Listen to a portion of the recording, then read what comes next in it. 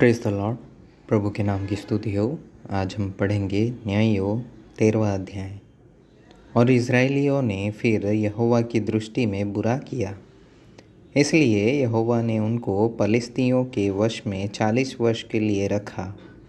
दानियों के कुल का शोरावासी मानोह नाम एक पुरुष था, जिसकी पत्नी के बाँझ होने के कारण कोई पुत्र न था। स्त्री को यहोवा के दूत ने दर्शन देकर कहा, सुन, बाँझ होने के कारण तेरा बच्चा नहीं, परंतु अब तू गर्भवती होगी और तेरे बेटा होगा। इसलिए अब सावधान रह कि न तो तू दाखमधु व किसी भांति की मदिरा पिए और न कोई अशुद्ध वस्तु खाए, क्योंकि तू गर्भवती होगी और तेरे एक बेटा उत्पन्न होगा और उसके सिर पर छुरा न फिरे, क्योंकि वह जन्म ही से परमेश्वर का नाज़ीर रहेगा और इज़राइलियों को पलिश्तियों के हाथ से छुड़ाने में वही हाथ लगाएगा। उस स्त्री ने अपने पति के पास जाकर कहा, परमेश्वर का एक जन मेरे पास आया था, जिसका रूप परमेश्वर के दूत का सा अति भययोग्य था, और मैंने उससे न पूछा कि तू कहाँ का है, और न उसने मुझे अपना नाम बताया, परंतु उसने मुझसे कहा, सुन, तू गर्भवती होगी और तेरे एक बेटा होगा।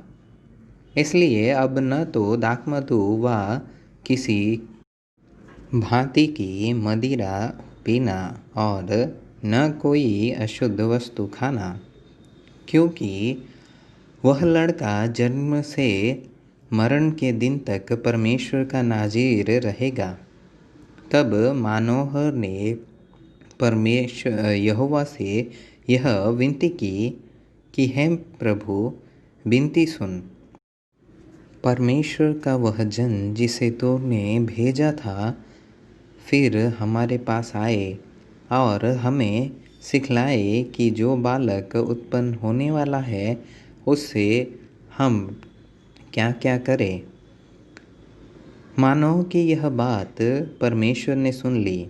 इसलिए जब वह स्त्री मैदान में बैठी थी और उसका पति मानोह उसके संग न था, तब परमेश्वर का वही दूत उसके पास आया।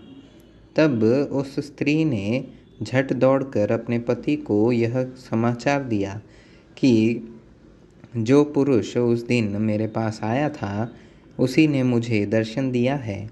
यह सुनते ही मानोह उठकर अपनी पत्नी के पीछे चला और उस पुरुष के पास आकर पूछा कि क्या तू वही पुरुष है जिसने इस स्त्री से बातें की थी? उसने कहा, मैं वही हूँ। मानोह ने कहा, अब तेरे वचन पूरे हो जाएं तो उस बालक का कैसा ढंग और उसका क्या काम होगा। यहोवा के दूत ने मानोह से कहा, जितनी वस्तुओं की चर्चा मैंने स्त्री से की थी, उन सब से यह परे रहे। यह कोई वस्तु जो दाखलता से उत्पन्न होती है न खाए, और न दाखमधु और किसी भांति की मदिरा पिए, और न कोई अशुद्ध वस्तु खाए। जो जो आज्ञा मैंने इसको दी थी, उसी को यह माने। मानोह ने यहोवा के दूत से कहा, हम तुझको रोक लें कि तेरे लिए बकरी का एक बच्चा पकाकर तैयार करें। यहोवा के दूत ने मानोह से कहा, चाहे तू मुझे रोक रखे, परंतु मैं तेरे भोजन में से कुछ न खाऊंगा, और यदि तू होमबलि करना चाहे तो यहोवा ही के लिए कर। मानोह तो न जानता था कि यह यहोवा का दूत है। मानोह ने यहोवा के दूत से कहा, अपना नाम बता, इसलिए कि जब तेरे बातें पूरी हो तब हम तेरा आदर मान कर सकें। यहोवा के दूत ने उससे कहा, मेरा नाम तो अद्भुत है, इसलिए तू उसे क्यों पूछता है? तब मानोह ने अन्नबलि समेत बकरी का एक बच्चा लेकर चट्टान पर यहोवा के लिए चढ़ाया। तब उस दूत ने मानोह और उसकी पत्नी के देखते देखते एक अद्भुत काम किया। अर्थात जब लौ उस वेदी पर से आकाश की ओर उठ रही थी, तब यहोवा का दूत उस वेदी की लौ में होकर मानोह और उसकी पत्नी के देखते देखते चढ़ गया। तब वे भूमि पर मुंह के बल गिरे, परंतु यहोवा के दूत ने मानोह और उसकी पत्नी को फिर कभी दर्शन न दिया। तब मानोह ने जान लिया कि वह यहोवा का दूत था। तब मानोह ने अपनी पत्नी से कहा, हम निश्चय मर जाएंगे, क्योंकि हमने परमेश्वर का दर्शन पाया है।